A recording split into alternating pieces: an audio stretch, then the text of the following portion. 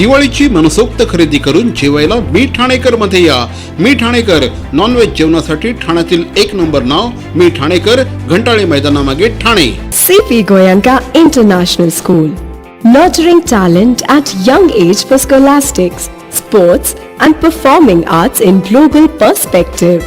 Proud to have world toppers and country toppers in 10th standard Cambridge examinations. Ranked the best emerging school by the Times of India for personality over percentage.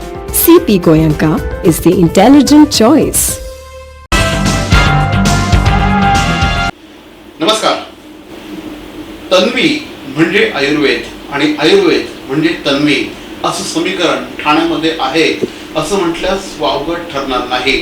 कारण तन्वी हर्बल्सच्या माध्यमातून आयुर्वेदाचा प्रचार आणि प्रसार करण्याचा विडा doctor Medha Mehendale यांनी सुमारे 25 वर्षांपूर्वी उचलला आणि आज त्यांची जी लिगसी आहे, त्यांची जी परंपरा आहे, या त्यांच्या कन्या डॉक्टर मानसी मेहेंदळे या अतिशय प्रभावीपणे पुढे नेत आहेत. डॉक्टर मानसी आता आपल्यावर आहेत आणि आयुर्वेद आणि विविध आजार या विषयावर आपण डॉक्टर मानसी मेहेंदळे यांच्याशी आज बातचीत करणार आहोत. डॉक्टर मानसी या देखील 2011 सालापासून वैद्यकीय व्यवसायामध्ये कार्यरत आहेत आणि त्यांनी देखील हजारो पेशंटना आयुर्वेदाच्या माध्यमातून, डेडिकेटेड आयुर्वेदाच्या माध्यमातून त्यांनी आजपर्यंत ट्रीट केलेला आहे आणि अनेकांना बरं केलेलं आहे. आयुर्वेदामध्ये प्रचंड ताकद आहे, आयुर्वेदामध्ये प्रचंड शक्ती आहे. आयुर्वेद हा प्रत्येक औषधासाठी अतिशय गुणकारी आणि प्रभावी आहे असं त्यांचं म्हणणं आहे. डॉक्टर मानसी, सर्वप्रथम ठाणे वर्तमानमध्ये आपलं हार्दिक स्वागत. नमस्कार. अनेक वर्षांपासून तन्वीची परंपरा आहे. डॉक्टर मेधा मेहेंदळे यांनी एक असा हिमालयाचं उच्च शिखर गाठलं होतं असं म्हटलं जातं. आता ती लिगसी जी आहे, ती जी परंपरा आहे, ही परंपरा तुम्ही पुढे नेत आहात. मला सांगा, कसं वाटतंय? खूप छान फिलिंग असतं. कसं आहे की आईने एक बी पेरलेलं आणि जेव्हा तिने ते बी पेरलं ना, तेव्हा तिने एका ध्यासाने ते बी पेरलं. तिची अशी इच्छा होती की आयुर्वेद म्हणजे जो आपल्या आयुष्याचा वेद आहे की तो घराघरापर्यंत पोहोचला पाहिजे. प्रत्येकाला त्याचं आयुष्य असं इतकं छान सुलभ झालं पाहिजे ना की कुठल्याही तक्रारींशिवाय आनंदी जीवन जगता आलं पाहिजे. आणि त्या ध्यासाने तिने तन्वी हर्बल या चुटकीवर तन्वी सत्वाची निर्मिती केली. म्हणजे लोक तिला चुटकीवर तन्वी सत्वाच्या डिरेक्टर मेधा मेहेंदळे असंच ओळखायच्या. अनेक आजारांवरती म्हणजे ती जगभर फिरली. Singapore, Malaysia, Bahrain, Dubai, UK सगळीकडे तिने ह्या औषधांचा प्रचार केला. आणि बेसिकली तिचा कन्सेप्ट असा कधीच नव्हता की म्हणजे कमर्शियली तिने कधी केलं नाही. ती प्रत्येक पेशंटच्या हृदयामध्ये तिचं स्थान आहे. क्या बात आहे. मॅन्युफॅक्चरिंग असू दे किंवा अकाउंट्स डिपार्टमेंट असू दे, सगळी कामं ती एकटी करायची. म्हणजे कुठलाही प्रॉब्लेम आल्यावरती धडाडीने उभं राहायची ताकद जी आहे ना, ती आम्हाला आईने दिली. म्हणजे ही लिगसी जी तुम्ही म्हणालात ती माझ्या पूर्ण टीम मुळे चालू राहते. आज माझी office team, online team, plus माझी बहीण डॉक्टर उचा, त्यांचं पण सेपरेट क्लिनिक आहे. सो आम्ही दोघी मिळून ही लिगसी पुढे चालवतोय. ह्याचा जो काही आनंद आहे तो अवर्णनीय असतो. कारण कुठलंही काम जे असतं ना, जेव्हा आपण एका टीमने करतो ते आपल्याला सक्सेसफुल होतं. आणि ह्या मागे बॅकबोन सारखी आई खंबीरपणे उभी आहे. म्हणजे आज असे अनेक आजार आहेत. ॲलोपेशिया म्हणजे लोकांना चाई पडते, केस येत नाही, म्हणजे कॉइन सारखं उठतं, तिथे केस येणं यासारखं. किंवा पार्किन्सन्सचे तिचे पेशंट होते, असे अनेक पेशंट तिचे रिकव्हर झाले. इनफर्टिलिटीच्या केसेस असू दे, सगळ्यांमध्ये फक्त आयुर्वेद वापरून कसा गुण मिळवायचा हे तिने लोकांना शिकवलं. बेसिकली तिने जीवनशैली बदलली. कसं आहे की आहार हे आपलं औषध झालं पाहिजे. आज तिने छोट्या छोट्या टिप्स दिल्या. एक उदाहरण सांगते. आईचाच एक पेशंट होता की जो माझ्याकडे यायला लागला पुढे. म्हणजे कसं तिचे पेशंट, त्यांना एक विश्वास असतो ना की डॉक्टर मेधानंद कोणाकडे जायचंय. ऍक्च्युअली आम्ही आधी त्यांचा इंटरव्ह्यू करायचा होता, तुमचे करतो पुढे गेलेली. तर त्या पेशंटला काय त्रास होता, खूप सर्दी असायची. ते येऊन भेटले तेव्हा त्यांना मी सगळी हिस्ट्री टेकिंग घेतली की काय त्रास आहे, कसं आहे. तर ते म्हणाले की मॅडम ना मला रोज सर्दी होते, रोज शिंका येतात, 100हून अधिक शिंका मला रोज येतात. म्हणजे मी लिटरली त्यांचं नाडी परीक्षण केल्यावरती मला असं दिसलं की हो खरंच नाडीमध्ये तर कफ आहे, पण कफाबरोबर वात पण आहे, कारण शिंका बाहेर येण्यासाठी वात मदत करतो ना. सो त्यांना मी त्यांची जी रुटीन विचारलं त्याच्यात काही सापडे ना. खूप विचार केल्यावर एक क्लॉज असा मिळाला की ते रात्री पहाटे 3ला त्यांना जाग यायची आणि तेव्हा ते तांब्या भरून पाणी प्यायचे. आता आपण रात्री कडधान्य कधी भिजत घालतो बरोबर रात्री, आणि त्याला मोड येतो सकाळपर्यंत, तसं ते नाकातलं हाड त्यांचं रोज वाढायचं. सो त्यांना हे समजवायला लागलं की आपल्याच काही सवयी या आपल्या शरीरासाठी हानिकारक असतात. सो त्यांची ती सर्दी अशी गेली सवय बदलल्यामुळे, छोट्या छोट्या गोष्टींमुळे. एक पेशंट होता की ज्याला लिव्हरचा प्रॉब्लेम होता, अपचन असायचं, आणि तो सारखा कंप्लेंट काय करायचा, मला IBS चा त्रास होतो, लूज मोशन्स होतात, काही खाल्ल्यावरती पोटामध्ये गुडगुड आवाज येतो, त्रास होतो. तर मग करायचं काय? तर त्याला म्हटलं की तू पण सांग जीवनशैली काय आहे. औषध तर दिलंच, एक पॉइंट असा मिळाला की आठवड्यातनं एकदा ऑकेजनल ड्रिंकिंग केलं जायचं. सो त्याला म्हटलं बघ, अल्कोहोल हे तुला एक फॅड वाटत असेल किंवा आज तुला दिसतं की पिक्चर मध्ये वाव मी अल्कोहोल घेतो, हे स्टारडम, पण ते चुकीचं आहे ना. औषध म्हणून अल्कोहोलचा उपयोग करणं वेगळं किंवा द्राक्षाचं वगैरे, पण 0.5% जरी अल्कोहोल तुम्ही सेवन करत असाल तर ते चुकीचं आहे.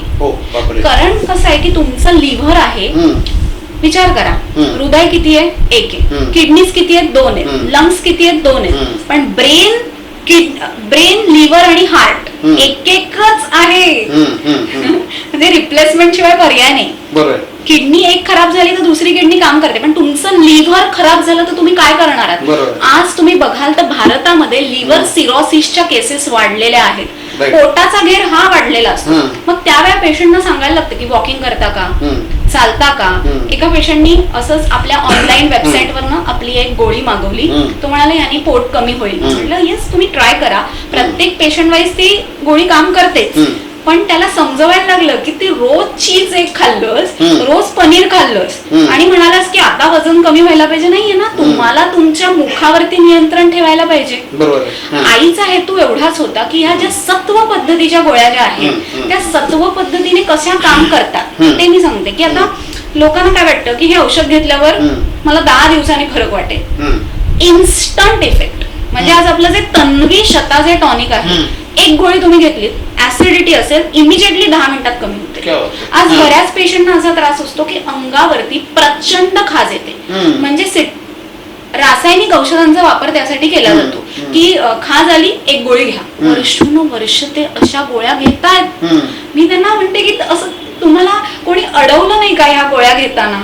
पण ह्या गोळ्या का नाही घ्यायच्या की ह्याचा कुठेतरी आपल्या शरीरावर दुष्परिणाम होतो. जिथे इमर्जन्सी आहे तिथे जरूर वापरायला पाहिजे, पण तुम्ही समूळ कारण शोधा ना की तुम्हाला खाज आल्यावर तुम्ही फक्त ते खाज घालवायचं काम करताय, पण ती खाज निर्माण का झाली, कोणत्या दोषांनी काम केलं हे बघायला पाहिजे. बघा आता शरद ऋतू सुरू आहे, शरीरामधलं पित्त या शरद ऋतूमध्ये वाढतं. वर्षा ऋतूमध्ये वात प्रकोप असतो तेव्हा पित्त संचय होतो, आणि शरद ऋतूमध्ये आपल्या शरीरातलं पित्त वाढतं आणि मग पित्ताचे सगळे आजार दिसतात. बघा आता म्हणजे कार्तिक महिना असतो, दिवाळी आलेली आहे, त्यामुळे सर्दी खोकला होऊ का शकतो, तर हिवाळ्यामध्ये आपल्या शरीरातलं म्हणजे पित्त वाढलेलं आहे. बघा पित्त वाढलेलं आहे, प्लस शरीरामध्ये हिवाळ्यामुळे रक्तवाहिनी आपल्या आकुंचन पावले, त्यामुळे बीपी वाढणं, बीपी शूट होणं हे सगळं या काळात होतं. आणि म्हणून दिवाळीचं अभ्यंग असतं. बघा आपल्या परंपरा इतक्या छान आहेत की जेव्हा आपण ते दिवाळीच्या पहिल्या दिवशी तेल थोडंसं कोमट करून अंगाला लावतो, उठणं लावतो, तेव्हा रक्तवाहिन्या मोकळ्या होतात आणि जे वाढलेलं पित्त आहे, वाढलेला कफ आहे ते कमी व्हायला मदत होते. आयुर्वेद इतका सोपा आहे ना की तो प्रत्येकाने उपयोगात आणायला पाहिजे. बघा फराळ सगळे खाणार आहेत, फराळ सेवनानंतर खोकला होऊ शकतो, मग काही आपण गरम पाणी तर पिऊ शकतो.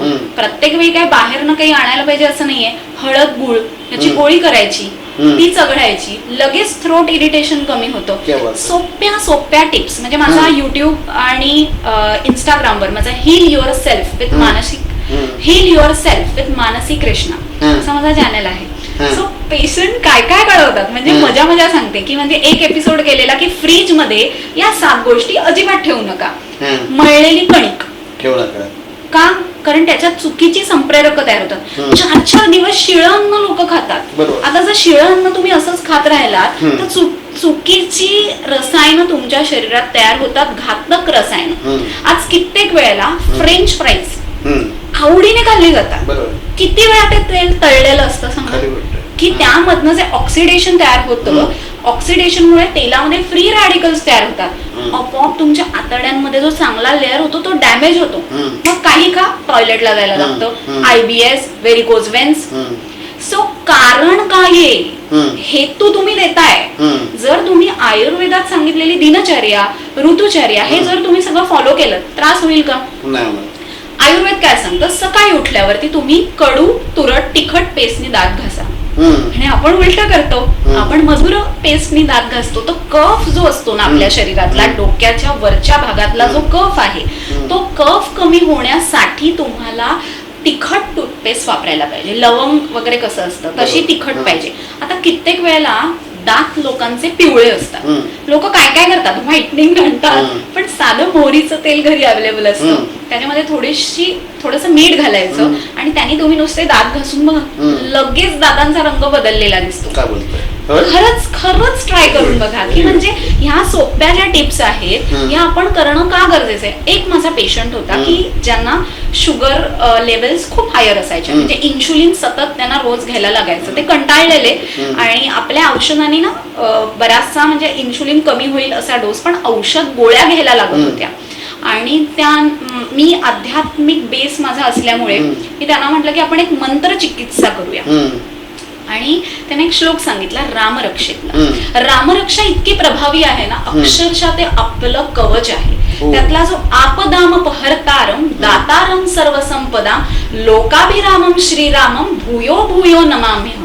हा जो श्लोक आहे त्यांना सांगितलं की एक ग्लास घ्या, त्याच्यामध्ये पाणी घ्या, छोटं भांड घेतलं तरी चालेल, त्याच्यावरती हात ठेवा आणि हा मंत्र तुम्ही 21 वेळा सकाळी, दुपारी, संध्याकाळी म्हणा. 1 महिन्यामध्ये जी शुगर लेवल्स आमच्या 220 होत्या त्या 160 आल्या. सो इतका छान फरक मंत्राने.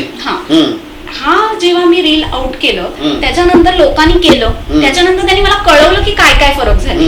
एका पेशंटच्या गळ्यातनं म्हणजे आवाज किरटा यायचा, म्हणजे आवाज कितीही झाला तरी क्लिअर यायचा नाही. सो त्यांनी हा मंत्र म्हटल्यावर त्यांचा आवाज क्लिअर झाला.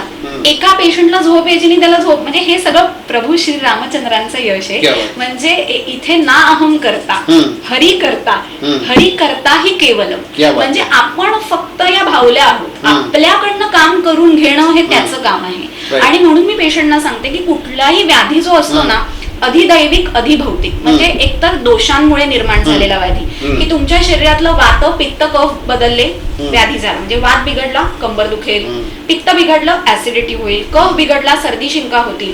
पण ह्याही पेक्षा तुमचं कर्म बिघडलं तर काय, तुम्ही लोकांविषयी चुकीचे विचार केले तरी तुम्हाला व्याधी होतात. आज स्किन डिसऑर्डरचं कारण हे दिलंय असूया. आज अनेक लोकांना हे जे स्किन डिसऑर्डर होतात त्यामध्ये मी पेशंटना समजावते की तुमचं मन बदलायचंय. तुमचं सॉफ्टवेअर काय आहे, मन, आणि हार्डवेअर काय आहे, ब्रेन. सो जोपर्यंत मनाकडून ब्रेनला सिम्पटम जात नाही तोपर्यंत काम होऊ शकत नाही. एक्झॅक्टली. ह्या विषयावर मला तुम्हाला आणखी विचारायचं, तुम्ही पंचकर्म खूप एंडॉर्स करताय आणि तुमच्या पंचकर्माचं नाव सुद्धा तेज पंचकर्म आहे. तन्वी तेज पंचकर्म. त्याविषयी सांगा. आपल्या शरीरामध्ये पंचमहाभूत आहे. पिंडी ते ब्रह्मांडी, म्हणजे जे आत आहे ते बाहेर आहे, जे बाहेर आहे ते आत आहे. मग सूर्य, जल, अग्नी, वायू, पृथ्वी अशी आपल्यामध्ये 5 तत्व असतात. आता बघा आपल्यामधला वाद बिघडला, पेशंट काय सांगतो, खूप ढेकरा आहे, पोट डब्ब वाटतंय, अनइझी वाटतंय. मग तेव्हा आपण त्याला तन्वी तेज बस्ती चिकित्सा देतो. वातावरची चिकित्सा म्हणजे बस्ती की वेट लॉस करणं किंवा ह्या सगळ्यासाठी जे आतड्यांमध्ये साठलेलं मल आहे ते बाहेर काढायला ते मदत करतं. आज स्नेहन स्वेदन हे पूर्वकर्म असतं पंचकर्मातलं. नस्य आहे, रक्तमोक्षण आहे, अशा वेगवेगळ्या चिकित्सा. आणि काय माहिती का, हे रिसर्च करून शोधलं. म्हणजे आपले जे आचार्य आहेत, चरकाचार्य, सुश्रुताचार्य, त्यांनी जे काही मांडलंय ना ते ऍक्च्युली खूप आश्चर्यकारक आहे की म्हणजे आता पूर्वीसारख्या औषधांची क्वालिटी पण कधी कधी कमी मिळते. मग तेव्हा आपण त्या औषधातला गुण कसा वाढवायचा हे वैद्याने ठरवायचं असतं. म्हणजे वैद्याचा हेतू एकच काय पाहिजे की आपल्या पेशंटला पूर्ण बरं वाटलं पाहिजे. हा त्याचा जेव्हा हेतू असतो, हा जेव्हा त्याचा ध्यास असतो, तेव्हा त्या पेशंटला पूर्ण बरं वाटायला आपल्याला मदत होते. आणि पंचकर्म म्हणजे काय, तर आपल्या शरीरातली जी पंचमहाभूत आहेत त्यांना रेग्युलराईज करणं शोधन प्रक्रिया आहे. औषध घेणं म्हणजे शमन, दोष वाढलेत त्यांना शमन करणं. पण पंचकर्म हे कसं सांगितलं, आता शरद ऋतू आहे, आता शरीरातलं पित्त वाढलं, मग तेव्हा विरेचन चिकित्सा सांगितली आहे की म्हणजे शरीरातलं पित्त बाहेर काढलं जातं, शोधन केलं जातं. कफ जेव्हा वाढतो तेव्हा वमन सांगितलंय. शरद ऋतूमध्ये रक्तमोक्षण पण करू शकतो. जेव्हा सर्दी आहे तेव्हा नस्य देतो की नासाही शिरसो द्वारम, म्हणजे इनहेल करतो ना, श्वास कुठनं घेतो, नाकातनं घेतो. बऱ्याच वेळेला पेशंटना घशात कफ येतो सारखा इथे, मग त्यांना काय वाटतं हा लंग्स मधनं आलेला कफ आहे. तर तसं नाही, हे तुमच्या सायनसचा जो प्रॉब्लेम असतो त्यामुळे होतो.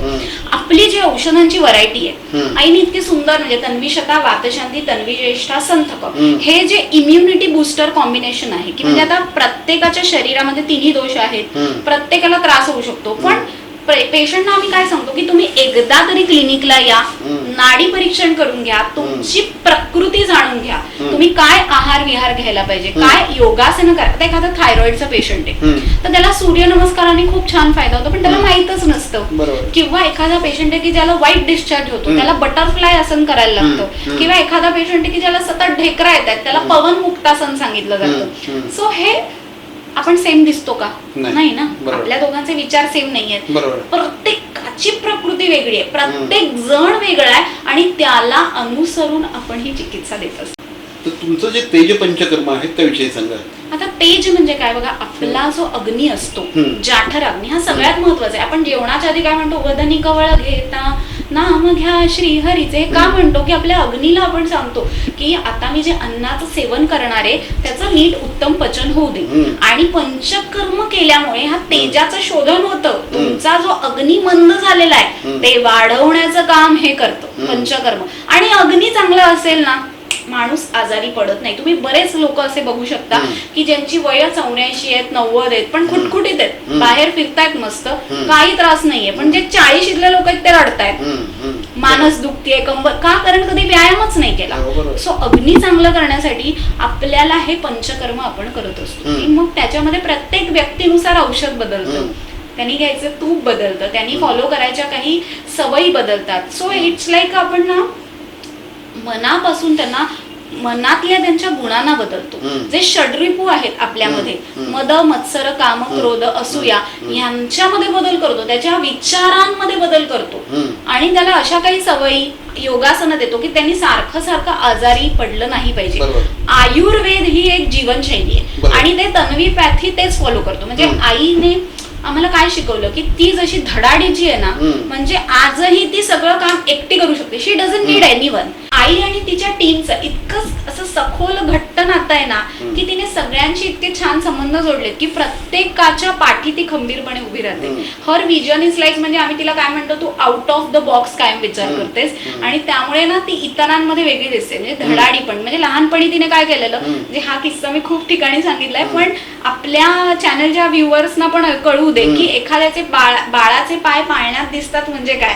तर आईने काय केलेलं की लहानपणी आजीने तिला एक गोळी दिली, गोळी खायची होती, पैसे दिले नाही, तर बाहेर झाडावरती जी फुलं होती ती काढली, फुलपुडीत बांधली, रस्त्यावर उभं राहून गोळी, म्हणजे फुलं घ्या, फुलं फुलपुडी घ्या, विकली 1 रुपयाला आणि त्याच्या गोळ्या आणून खाल्ल्या.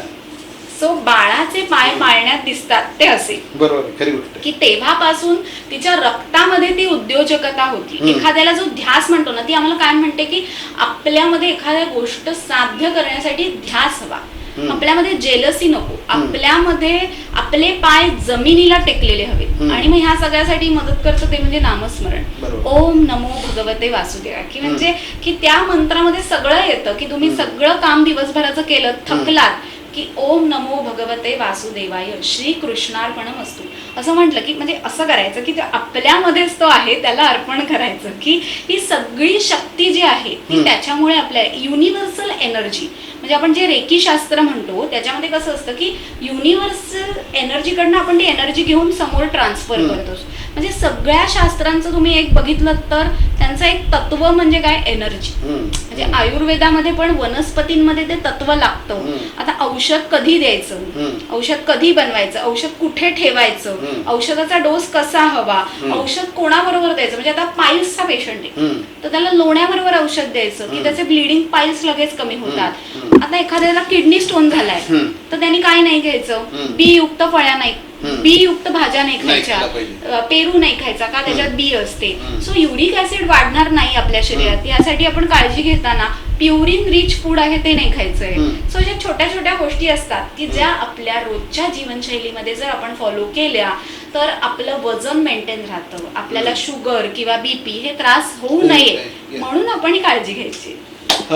अक्षरशः म्हणजे असा ज्ञानाचा, माहितीचा आणि त्यांच्या अनुभवाचा हा अक्षरशः धबधबा वाहतो आहे असं मला आत्ता मानसी मॅडम बरोबर बोलताना वाटतंय. पण असं असतं ना, शेवटी वेळेची मर्यादा असते आणि त्या दृष्टिकोनातून मला इथे थांबावं लागतंय. पण तुम्हाला जर का मानसी मॅडमची कन्सल्टन्सी हवी असेल तर स्क्रीनवर आत्ता जे आपले नंबर चालू आहेत या क्रमांकांवर संपर्क साधा. आणि आयुर्वेदाच्या त्या गाढ्या अभ्यासक आहेत आणि त्यांच्या मातोश्रींपासून त्यांना ही परंपरा लाभलेली आहे. मॅडम जाता जाता काय सांगाल? मी एवढंच सांगेन की आयुर्वेद ही जीवनशैली ती तुम्ही तुमच्या जीवनात नक्की आणा. आपल्या आई वडिलांना कधी विसरू नका आणि कोणतंही काम करताना मनापासून करा आणि निरोगी राहण्यासाठी रोज 2 तन्वीशता घ्या आणि फिट राहा. निरोगी राहण्यासाठी रोज 2 तन्वीशता घ्या आणि फिट राहा. आणि आमच्याशी बोललात त्याबद्दल धन्यवाद. वारंवार भेटत राहू नक्की. Thank you madam, thank you very much. नमस्कार. महाराष्ट्रातील भगिनींना आधार देणारी राज्य शासनाची मुख्यमंत्री माझी लाडकी बहीण योजना. या योजनेअंतर्गत अल्प उत्पन्न गटातील 21 ते 65 वयोगटाच्या भगिनींना मिळणार दरमहा 1500 रुपयाची मदत. अर्ज करण्यासाठी 31 ऑगस्ट 2024 पर्यंत मुदतवाढ. कुटुंबाचं वार्षिक उत्पन्न 2.5 लाख रुपयांपेक्षा कमी असलेल्या महिला पात्र.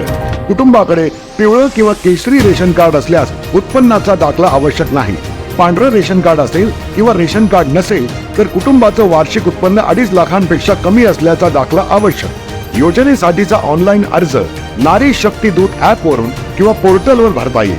ज्या भगिनींना ऑनलाईन अर्ज भरता येत नसेल त्यांच्यासाठी अंगणवाडी, ग्रामपंचायत, वॉर्ड ऑफिस, सेतू सुविधा केंद्रामध्ये किंवा आशाताई बचत गटाच्या CRP यांची मदत उपलब्ध. आता आपल्याला अभिमानानं म्हणता येईल, सुखी आणि सुरक्षित आहे माझी लाडकी बहीण.